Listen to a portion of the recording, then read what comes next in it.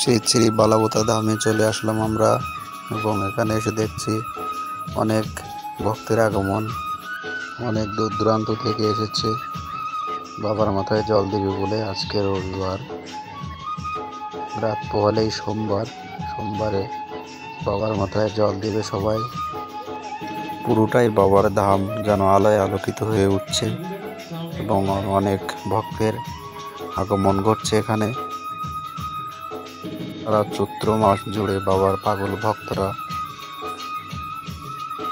অনেক দূর দূরান্ত থেকে এসেছে। এটি আমাদের সাতক্ষীরা জেলার আশাশুনি থানার বালাবোতা গ্রামে বাবার ধাম। এটি অনেক বছরের পুরাতন একটি ধাম। হর হর মহাদেব।